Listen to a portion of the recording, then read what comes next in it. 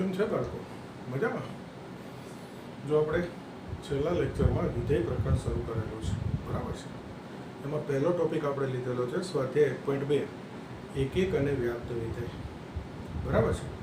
આજે હજુ પહેલાં એ જ રીતે આગળ લઈશું. તો જુઓ, સ્વાધ્યાય 1.2 એનો 9મો દાખલો.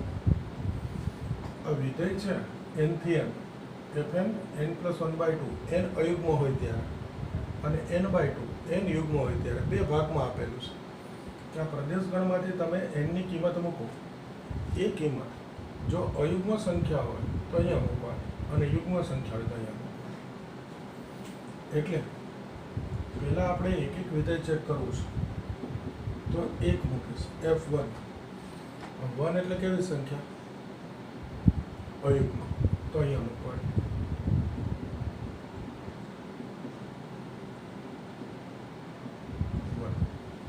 ઓકે, પછી બીજી યુગ્મ મૂકું 2, તો અહીંયા મૂકવાનું. જાજ મૂકું જ ના પડ્યું તો પછી આને અહીંયા લઈ લઉં છું 2, તો યુગ્મ છે, અહીંયા મૂકવાનું. હજુ એક બે કિંમત વ્યાપ્ત માટે લખીને બતાવી દઉં 3, તો અહીંયા મૂકવાનું. લખી નાખું સીધું 4/2, 4, તો અહીંયા મૂકવાનું. ટૂંકમાં 1, 2, 3, 4 આવશે. હજુ એક લખી નાખું 3, 5, તો 5 + 1 5 મૂકો એટલે અહીંયા 6 મૂકો એટલે અહીંયા.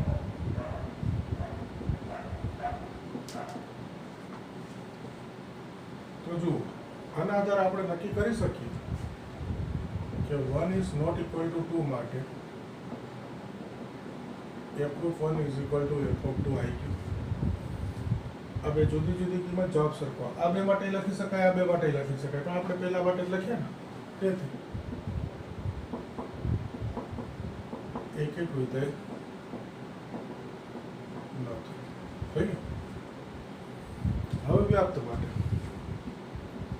વિસ્તાર આ રીતે.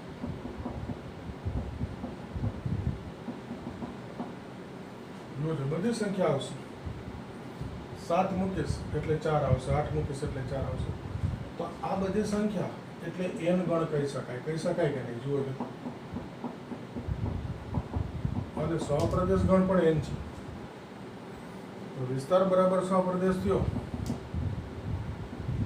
એટલે વ્યાપ્ત વિધેય છે. તો એક એક નથી અને વ્યાપ્ત છે. થઈ ગયો જવાબ? જો આવું જ એક ઉદાહરણ નંબર 12 છે.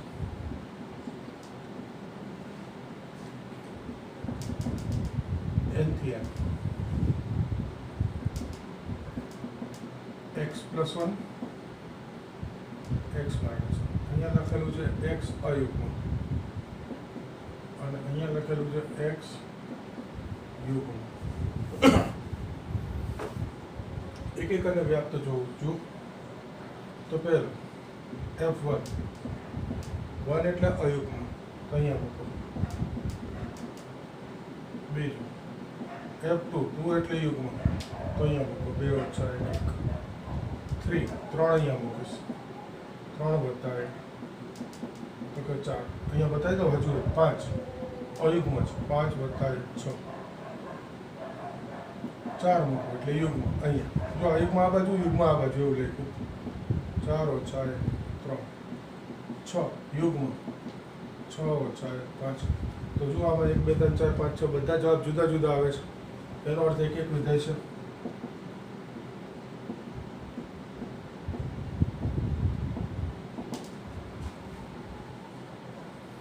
હવે વ્યાપ્ત માટે વિસ્તાર લખી નાખીશું. વિસ્તાર આ રીતે. કઈ 1, 2, 3, 4, 5, 6 આવી જ ગયા છે. સહપ્રદેશ જુઓ છો, n છે, તો n ગણા જ આવે છે.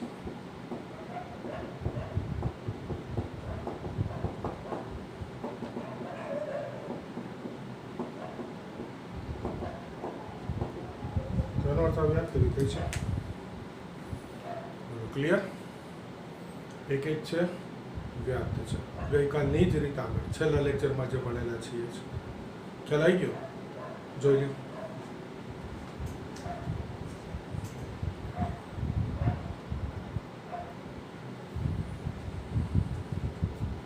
હવે જુઓ આગળ ઉદાહરણ નંબર 1 આગળ f0 π/2 થી r sin 0 π/2 થી r cos બે વિધેય છે. તો હવે આપણને ખબર જ છે કે પહેલા ચરણમાં sin અને cos એક એક વિધેય છે ત્રિકોણમિતિ ઉપરથી છે.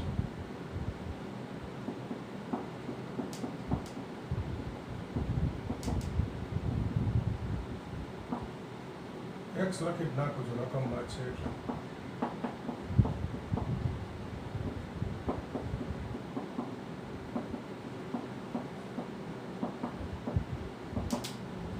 ઓકે, આપણે f પ્લસ g જોવાનું છે. શું જોવાનું છે? f plus g of x. તો એ થશે sin x plus cos x થશે. fx પ્લસ gx એટલે sin x plus cos x. હવે આ એક એક છે કે નહીં જોવું છે. તો જો આ સૌરુદ્ધ અંતરાલ છે સૌરુદ્ધ અંતરાલ એટલે પ્રદેશ ગણમાં 0 અને π/2 છે. તો એકવાર 0 મૂકો, sin 0 વત્તા cos 0, sin 0 0 cos 0 1 આવે. બીજી વાર π/2 મૂકો તો sin π/2 cos π/2, sin π/2 1 cos π/2 0 1. તેથી જુઓ છો 0 ઇઝ નોટ ઇક્વલ ટુ π/2 માટે f plus g of 0 is equal to f plus g of π/2 થયા. અને તેથી f પ્લસ g એક એક વિધેય આપણે આ જોવાનું હતું. f પ્લસ g એક એક વિધેય છે કે નહીં. આ 0 અને π/2 માટે જવાબ સરખો આવ્યો, એક એક નથી. હજુ π/3 અને π/6 માટે જવાબ સરખો આવ્યો. આ તો સહેલું આ દેખાય 0 અને π/2 આ બે કિંમત સૌરુદ્ધ છે એટલે બતાવી દીધા. બાકી π/3 અને π/6 મૂકો ને તોય જવાબ સરખો જ આવે, તો પણ એક એક નથી. ક્લિયર? હવે જુઓ સ્વાધ્યાય 1 નો 5મો દાખલો. અમે છેલ્લા લેક્ચરમાં એક જગ્યા કદાચ તમને બતાવી દીધો તો એ પારથી યાર હોય છતાં ફરી વાર બતાવું. જો fx બરાબર x ઘન છે તો 0 મૂકો, 0 ઓછા 1 મૂકીએ, 1 મૂકીશું, ઓછા 2 મૂકો, 2 મૂકીશું. ઘણી આટલી કિંમત દેખાય ને કે કોઈ દે છે.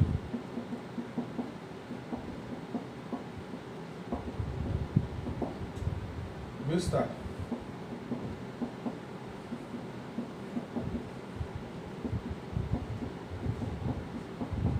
આ સીધું લખી નાખ્યું અનુમાનથી. આ બધી ધન ઋણ કિંમત આવે. આ પૂર્ણાંક મૂકું તો એટલે પૂર્ણાંક આવે, પણ આ પૂર્ણાંક મૂકીશ તો બધા અપૂર્ણાંક આવશે. અસમય મૂકીશ તો અસમય આવશે. ટૂંકમાં આખો અર્ગણ આવે જવાબમાં. એટલે વ્યાપ્ત વિધેય છે. ઓકે, બોલો ખ્યાલ આવે? હજુ એની જ રીત છે, જોઈ લો.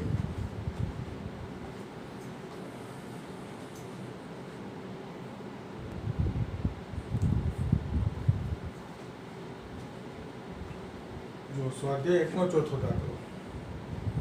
f r થી આ જોજો પહેલા તો x બિલોંગ્સ ટુ r જ્યાં x. હવે આ ખરેખર શું લખ્યું છે જુઓ જોઈએ.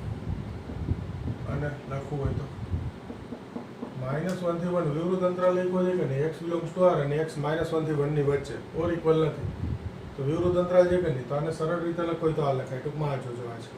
હવે વિધેય જુઓ fx is equal to x upon 1 plus માનાંક x છે. તો વિધેય x અપન 1 પ્લસ x લખીશ. ક્યારે? આપણે ભણી ગયા માનાંકના નિયમ કે x ગ્રેટર ધેન 0 તો માનાંક x બરાબર x લખાય ને x ઇઝ ઇક્વલ ટુ 0 તો માનાંક x બરાબર 0 લખાય. એટલે એ બે અહીંયા ઓપ્શન ભેગા લખી નાખ્યા. x greater than equal to 0 માના કે x બરાબર x 0 મૂકીશ તો 0 થઈ જશે અને 1 મૂકીશ તો 1 થઈ જશે. અને બીજો વિકલ્પ, જો x ઋણ હોય તો માના કે x બરાબર -x મુકાય, એટલે આ -x મૂકી બાજુમાં શરત કરી દીધી. ટૂંકમાં આગળ 2-3 દાખલા જોયા ને એ પ્રમાણે 2 ભાગ કરી દીધા વિધાયના. હવે જોજો, આ ગ્રેટર ધેન 0 ધન કિંમત મૂકીશું 1 મૂકો. આમ તો પ્રદેશ ગણાડજો, પૂર્ણાંક અપૂર્ણાંક બધું મુકાય, પણ હું પૂર્ણાંક મૂકીશ તો 1 અહીંયા મૂકવો પડે, 1/2. 2 મૂકીશ 1/3, સોરી 2/3. 3 મૂકીશું 3/4. 3 ધન કિંમત લીધી, હવે 3 ઋણ કિંમત આ બાજુ મૂકું, -1.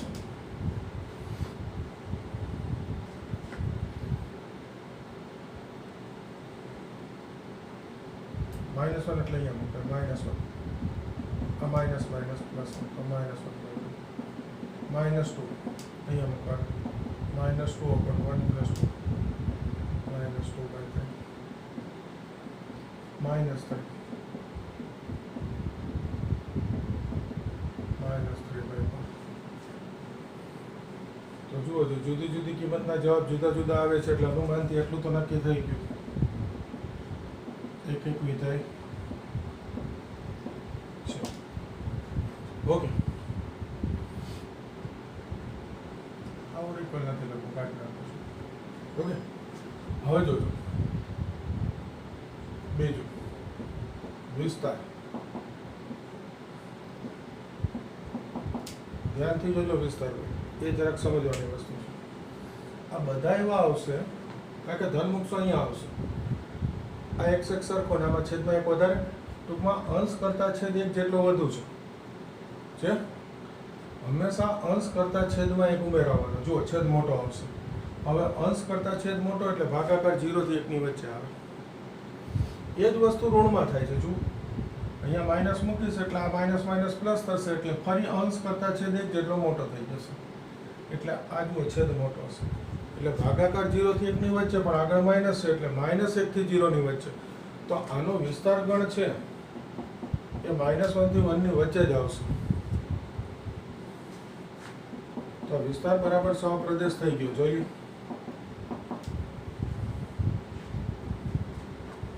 ઓકે. આમ તેથી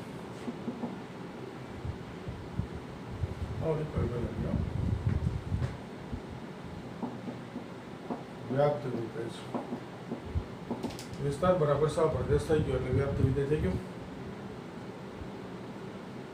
બોલો, ક્લિયર?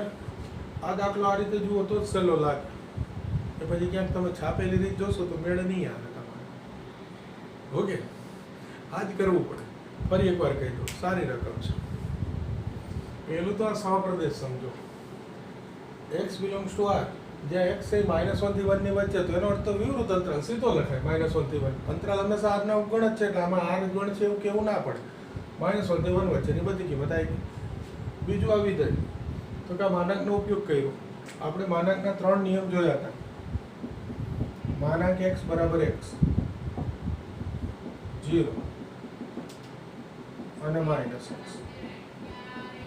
એમાં આ બે ઓપ્શન મેં ભેગા લખ્યા. x greater than or equal to 0, તો માનાંક x બરાબર x મૂકી દીધો, ધન 0 મૂકીશ એટલે જવાબ 0 આવી જશે. મૂકો 0, ડાયરી બતાવી દો. અહીંયા બતાવવું પડે ને, 0/1 + 0 થઈ ગયું, એટલે ઓર ઇક્વલ 0 અહીંયા બતાવી દીધો. અને બીજો વિકલ્પ, માનાંક x બરાબર -x, x ઋણ હોય તો -x મૂકી દીધો અને બાજુમાં શરત કરી દીધી x < 0. પહેલું તો આ સરસ. પછી તો કંઈ નથી, ધન કિંમત મૂકો ત્યારે અહીંયા મૂકવાની, ઋણ અહીંયા, એટલે સ્પષ્ટ દેખાશે એક જ છે. હવે પાછું આ વ્યાપ્તમાં જરાક ધ્યાન આપવાનું કે આ બધા જવાબ તમે ધ્યાનથી જોશો ને તો અંશ કરતા છેદ મોટો બતાવે. અંશ કરતા છેદ મોટો એટલે ભાગાકાર 0 થી 1 ની વચ્ચે આવે, અને આગળ માઇનસ હોય ત્યારે એવું કહેવાય કે -1 થી 0 ની વચ્ચે આવે. તો બધા જવાબ -1 થી 0 અને 0 થી 1 ની વચ્ચે, એટલે -1 થી 1 ની વચ્ચે છે. તો આ સહપ્રદેશ જ છે, એટલે આ ખાસ તરત સહપ્રદેશ ખબર પડી ગઈ, કારણ કે જવાબ આ રીતે આવશે. તો આ સહપ્રદેશ અને વિસ્તાર સરખા થયા એટલે વિધેય કેવું થઈ ગયું? વ્યાપ્ત થઈ ગયું. આ જ રીતથી સહેલું પડે. ઓકે, કરો તૈયાર.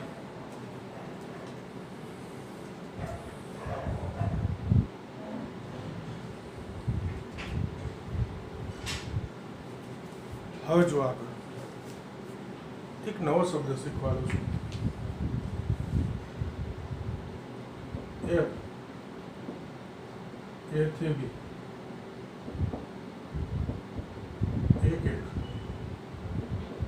અને વ્યાપ્ત હોય તો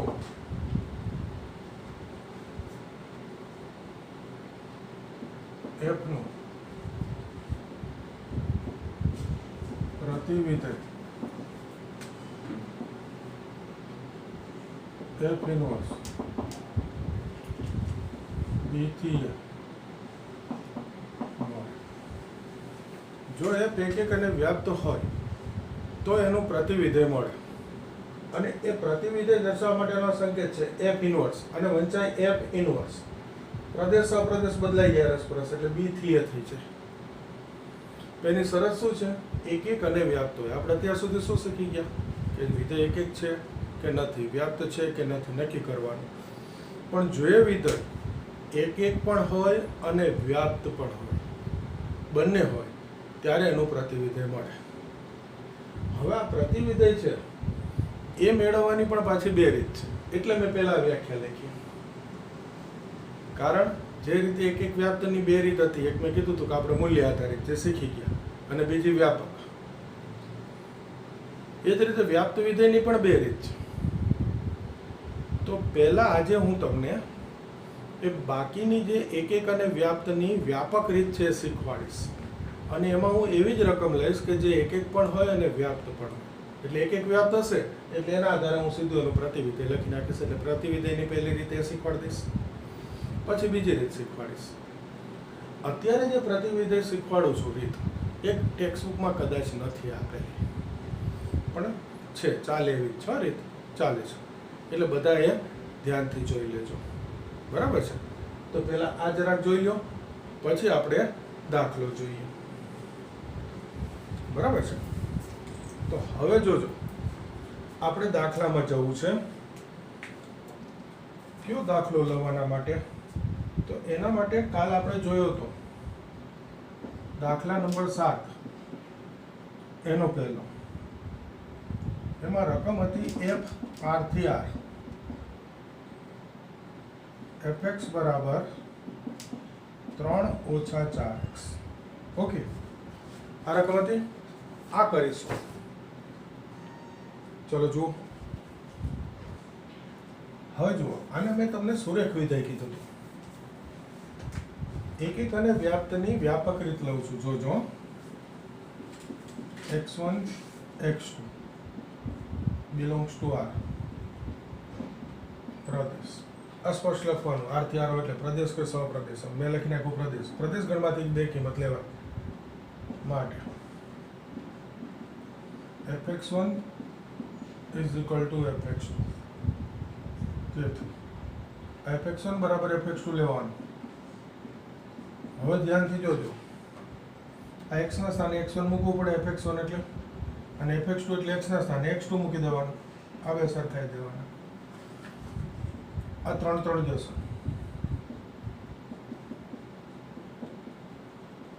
આ -4 ઉડી ગયા. તો x1 બરાબર x2 આવી ગયું. x1 x2 માટે જો fx1 બરાબર fx2 હોય તો x1 બરાબર x2 આવી જાય. તેથી fx1 બરાબર fx2 implies x1 is equal to x2 આવી ગયું. તો આનું એક યાદ કરી જોજો. આપણે 11મા ધોરણમાં ભણેલા હોય, આ પ્રેરણ કહેવાય, implies. એનું સમાનાર્થી લખું છું. x1 is not equal to x2 implies fx1 is not equal to fx2. યાદ આવ્યું? પ્રેરણ implies નું સમાનાર્થી આ બાજુ આવી જાય, આ આમ જતું રહ્યું, અને બંનેનું નિષેધ થઈ જાય. એટલે મેં આનું સમાનાર્થી લખ્યું. શું કામ આ લખ્યું? તો કે એક્ઝેક્ટ આપણે જે વ્યાખ્યા લખી હોય ને એક એકની આવી ગઈ કે પ્રદેશ ગણની બે ભિન્ન કિંમતો માટે એના પ્રતિબિંબ પણ કેવા મળે? ભિન્ન. પ્રદેશગણની ભિન્ન કિંમતો માટે પ્રતિબિંબ ભિન્ન છે અને તેથી f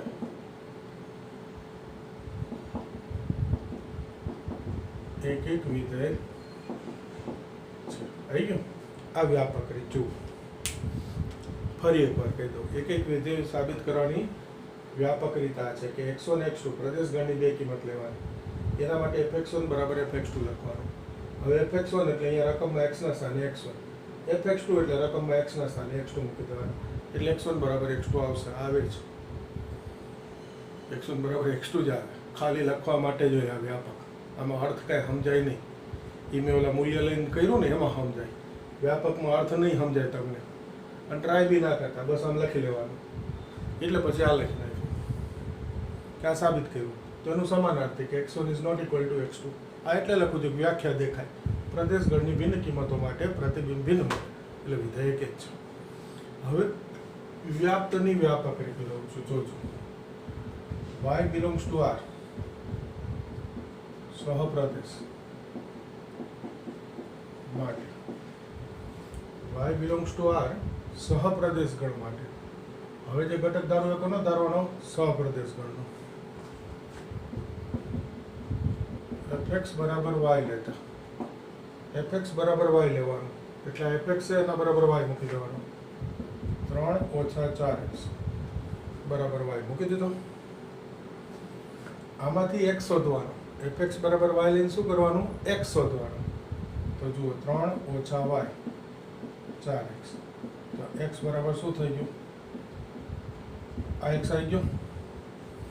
આ x પાછો f માં મૂકવાનો.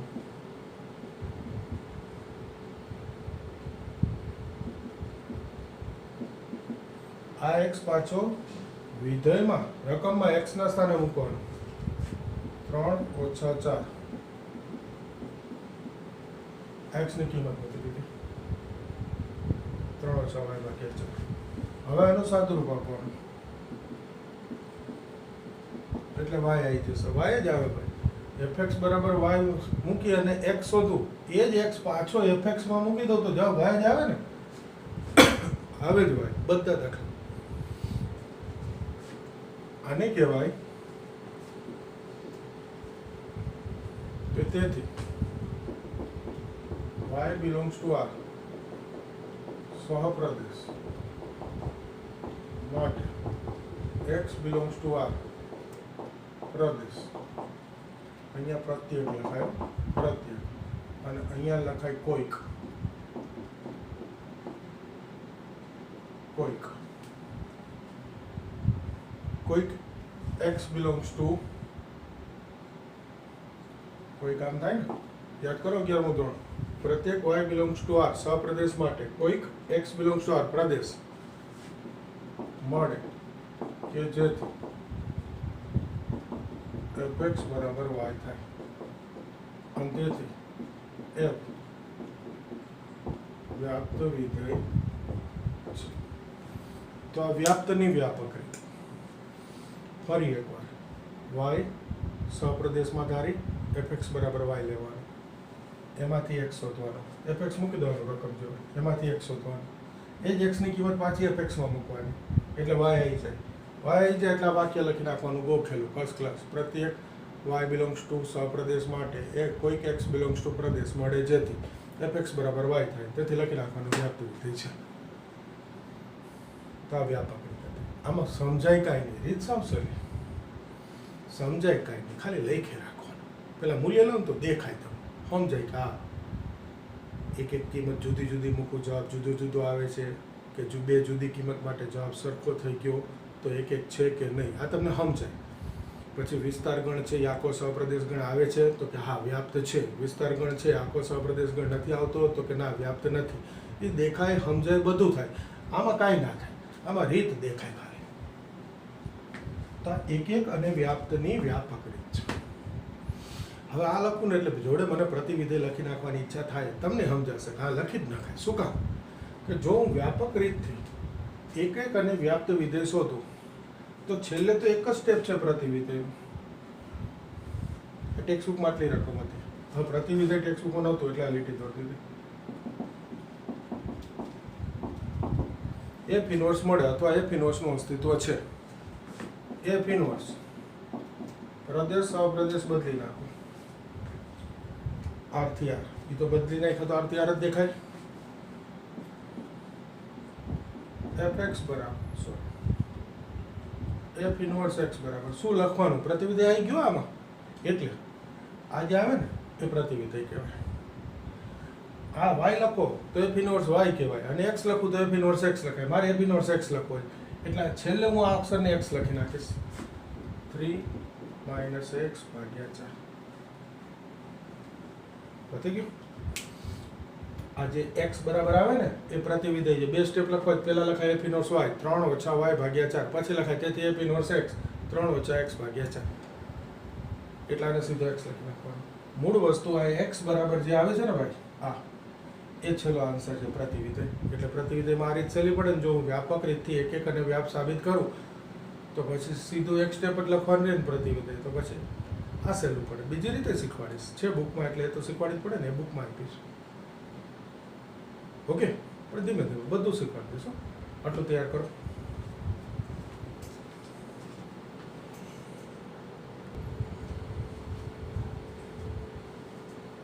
જો દાખલા નંબર 10 સ્વાધ્યાય 1.2 એનો છેલ્લો દાખલો. આ દાખલો ગણો એટલે આ સ્વાધ્યાય પૂરું. આ દાખલો એક અને વ્યાપ સીધો વ્યાપક રીતથી જ બતાવીશ. શું શીખી ગયા વ્યાપક રીત માટે આપણે પહેલા? x1 x2 belongs to a. જો આ વખતે તો a થી b છે એટલે પ્રદેશ સહપ્રદેશ બાજુમાં લખવાની જરૂર ના પડે. a એટલે પ્રદેશ જ હોય માટે fx1 is equal to fx2. તેથી અહીંયા તેથી હતો ઇમ્પ્લાઇસ બંને કરે. હું અત્યારે તેથી કરું છું.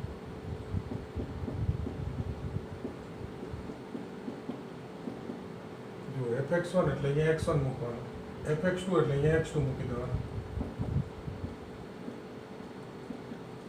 થાય સાદુરૂપ આ બાજુ x1 x2 -3x1 x1 x2 -3x1 આ -2 ગુણાવો -2x2 + 6 બરાબર આ સામે ગુણાવો x1 x2 -2x1 હવે આ ગુણાવો -3x2 +6 તો આ ગયા જો.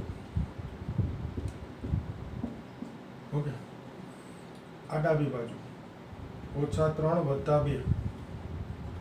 2 -x1 આ સામે -3 + 2 -x2 x1 બરાબર x2 આવી ગયું.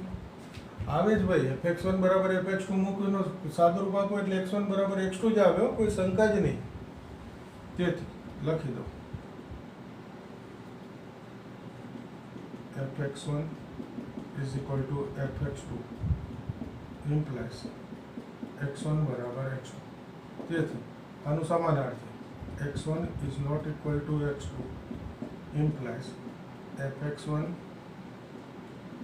is not equal to fx2. થઈ ગઈ વ્યાખ્યા. ભિન્ન કિંમતો માટે ભિન્ન પ્રતિબિંબ મળે અને તેથી f એક વિધેય છે. ઓકે પહેલો ટોપિક પૂરો થયો. એક વિધેય ખબર પડી ગઈ ને વ્યાપકની રીત. આ તો ઉલટાનું સાવ સહેલું છે પણ આમાં સમજાય નહીં કાંઈ. એટલે મેં પહેલું તમને રીત બતાવીને સમજાવી દીધું બધું.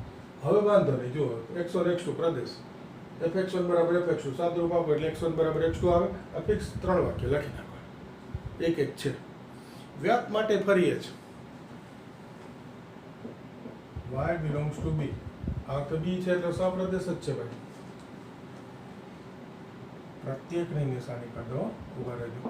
પ્રત્યેક y બરાબર b માટે fx બરાબર y લેતા fx x - 2 / x - 3 બરાબર y. fx મૂકી દીધું. આમાંથી x શોધી લેવાનો સાદુરૂપ આપી. આસાન. x શોધવો છે એટલે x ડાબી બાજુ. આ બે સામે આ x કોમન, તો આ x બરાબર થઈ ગયું x. fx બરાબર y, એમાં fx મૂકીને x શોધી લેવાનો. આ x પાછો fx માં મૂકવાનો.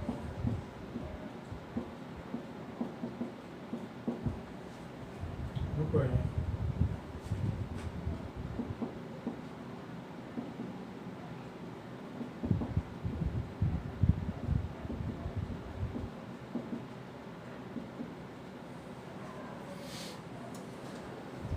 હવે જોજો આલા સાદુરૂપ જ છે.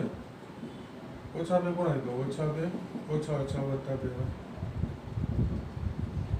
ઓછા 3 ગુણાય તો ઓછા 3 ઓછા ઓછા વત્તા 3 હોય. 2 2 ગયા 2 ઓછા 3 હોય ઓછા હોય. 3 3 ગયા 2 ઓછા 3 ઓછા 1 વાય. થઈ ગયું. વાય જ આવે ભાઈ. fx બરાબર y મૂકી એમાંથી x શોધો ને પાછો એને fx માં x ના સ્થાને મૂકું જવાબ y જ આવે ને. છતાંય લખવાનું. તેથી પ્રત્યેક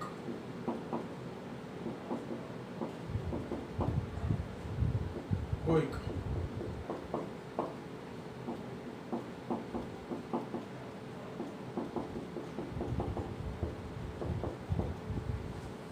પ્રત્યેક y બિલોંગ્સ ટુ સપ્રદેશ માટે x બિલોંગ્સ ટુ પ્રદેશ મળે જેથી fx બરાબર y થાય. અને તેથી f વ્યાપ્ત વિધેય છે.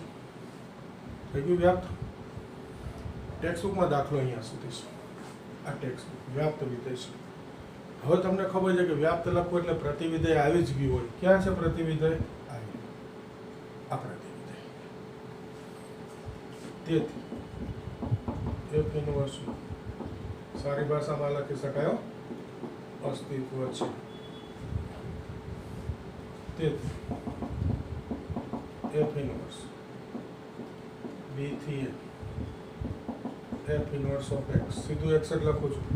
હવે આની બદલે x લખી નાખવાનું 2 - 3x upon 1 - x થઈ ગયો. હવે કદાચ આ દાખલો પ્રતિવિધેય સુધી હોય, તમે આ જવાબ લાવો અને પાછળ ક્યાંકથી જુએ આન્સરમાંથી ગોતીને આન્સર આ હોય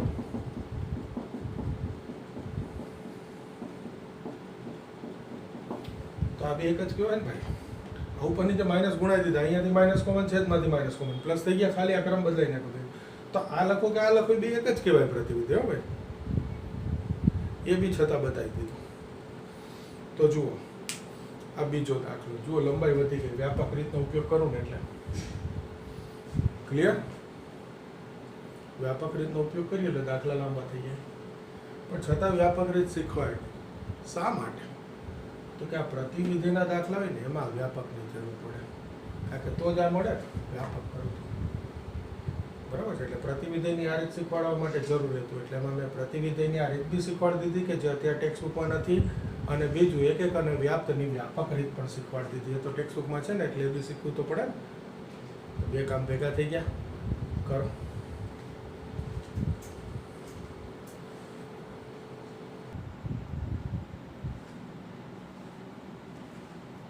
જો આજે જ મેં ચલાવ્યું સ્વાધ્યાયનો 5મો. હવે વ્યાપક રીતથી પ્રતિવિધેય સુધી લઈ જાવ. જો x1 x2 belongs to R પ્રદેશ માટે fx1 બરાબર fx2. તેથી x1 ઘન x2 x1 fx1 એટલે x1 fx2 એટલે x2 મૂકી દીધું. x1 બરાબર x2 થઈ ગયું. તેથી જે વાક્ય લખી નાખશું fx1 બરાબર fx2 implies x1 બરાબર x2. આનું સમાનાર્થી x1 is not equal to x2 implies fx1 is not equal to fx2. અને તેથી f એક વિધેય છે. અહીંયા બીજી રીતે થાય x1 ઘન માઇનસ x2 ઘન 0 x1 minus x2 x1 square plus x1 x2 plus x2 square is equal to 0. તેથી x1 માઇનસ x2 બરાબર 0, કારણ x1 square plus x1 x2 plus x2 square આ 0 ના થાય, અને તેથી x1 બરાબર x2. ક્યાંક છાપેલામાં આવું બી લખેલું વાંચી શકો, પણ ચાલે, આ બી ચાલે, જે લખવું હોય તમારે. એક એક વિધેય છે, આવડી ગયું. હવે તો બીજું y બિલોંગ્સ ટુ R સહપ્રદેશ માટે પ્રત્યેક fx બરાબર y લેતા fx x ઘન બરાબર y, તો x બરાબર y નું ઘનમૂળ 1/3 ઘાત f. આ ક્યાં મૂકવાનું? રકમમાં x ના સ્થાને. તો y જ આવે ને, છતાં લખવાનું. હવે સારી ભાષામાં તેથી પ્રત્યેક y બિલોંગ્સ ટુ R સહપ્રદેશ માટે કોઈ x બિલોંગ્સ ટુ R પ્રદેશ મળે કે જેથી fx બરાબર y થાય. આમ જેથી f વ્યાપ્ત વિધેય છે. આવી ગયું વ્યાપ્ત. હવે વ્યાપ્ત બી આવડી ગયું ને. અને છેલ્લું પ્રતિવિધેય f ઇનવર્સ નું અસ્તિત્વ છે. એક એક વ્યાપ છે એટલે f ઇનવર્સ નું અસ્તિત્વ છે. f ઇનવર્સ R થી R બદલી નાખો, આ પ્રદેશ અપ્રદેશ. ઓકે, f ઇનવર્સ x ક્યાં છે? પ્રતિવિધેય I.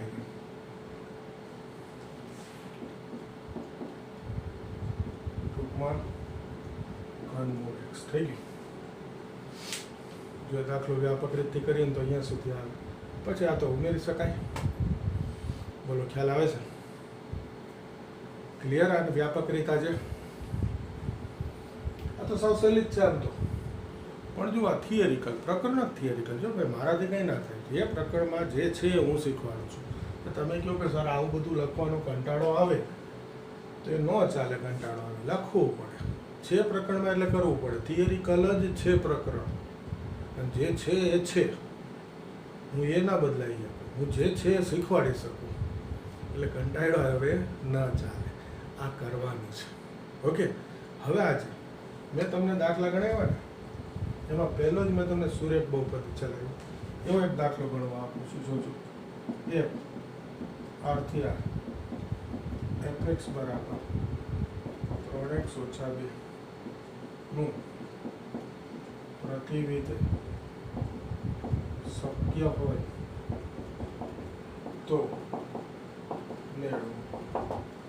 આ શક્ય હોય તો મેળવવાનો અર્થ શું? આ શબ્દનો તો કે એક એક અને વ્યાપ્ત તમારે જોવું પડે કે એક એક છે કે નથી, વ્યાપ્ત છે કે નથી જોવું પડે. અને બંને હોય તો જ આગળ પ્રતિવિધેય શોધવાનું. બેમાંથી એક જવાબમાં બી નથી આવી જાય, એક એક કે વ્યાપ્તમાં, એટલે ના પાડી દેવાની કે પ્રતિવિધેય ના મળે. એટલે આ શબ્દ મુકાય, શક્ય હોય તો મેળવો. એટલે મળે છે કે નહીં એ ચેક કરવાનું. નહીં તો તમે આનું ડાયરેક્ટ પ્રતિવિધેય મેળવી લો. fx બરાબર y મૂકી. હું તમને કહું પ્રતિવિધેય શોધો તો fx બરાબર y મૂકો, આવી ગયું પ્રતિવિધેય. આ કંઈ કરવાની જરૂર નહીં. આ 3 સ્ટેપ. અને આ છેલ્લું જો પ્રતિવિધેય ખાલી જોતું હોય MCQ માં, હા એવી વસ્તુ કહી દઉં, યાદ આવી છે. છોડો કે આ શક્ય હોય તો એટલે મેં લખ્યું કે ભાઈ એક એક અને વ્યાપ જોવાનું. બાકી હું અહીંયા રકમમાં લખું કે પ્રતિવિધેય શોધો તો આટલું જ રહ્યું, fx બરાબર y, આ x આવી ગયું. પછી આ પ્રતિવિધેય લખી નાખો, પૂરું થયું. ધારો કે આનું પ્રતિવિધેય શોધો, હું એક માર્કના MCQ પૂછું, તમે કહો સર કેવડો મોટો દાખલો છે, પણ મેં શક્ય હોય તો શબ્દ કાઢી નાખ્યો, એનો અર્થ પ્રતિવિધેય મળે જ છે. તો તમે મોઢે જોઈ શકો અહીંયા fx બરાબર y, તો 3x બરાબર y વત્તા 2. તો x બરાબર y વત્તા 2 ભાગ્યા 3. બોલો એટલું મોટે આવડે કે નહીં? શું આવ્યું? x બરાબર y વત્તા 2 ભાગ્યા 3. તો y ની બદલે ચલ છેલ્લે કયો લખીએ છીએ આપણે આન્સરમાં? x. x વત્તા 2 ભાગ્યા 3 આનું પ્રતિવિધિ. લ્યો જવાબ મેં આપી દીધો. એક માર્કના MCQ હોય તો આ કરાય. એટલે આ શબ્દ મૂકવો પડે કે શક્ય હોય તો શોધો. એટલે એક એક છે, વ્યાપ્ત છે, બધું જોવાનું અને છેલ્લે મેળવવાનું. ક્લિયર? આજે આ શોધી લ્યો. અત્યારે જો આપણે 1.2 સુધી બધું પતી ગયું. બરાબર છે? અને મેં તમને એક પ્રતિવિધયની બુકમાં નથી એવી રીત પણ શીખવાડી દીધી. બરાબર છે? એટલે નવું જે સ્વાધ્યાય છે, નવો ટોપિક છે, ત્યાંથી આપણે આ પાછો આવશે પ્રતિવિધય શોધો, પણ એ નવી રીતે આવશે, બુકમાં છે એ રીતે. એ ટોપિકથી આપણે આગળ નવા લેક્ચરમાં કરીશું. આજે આપણે આટલું રાખીએ છીએ. આટલું સરસ તૈયાર કરી દો. ઓકે? અને આ દાખલો કરી નાખજો એક સાથે.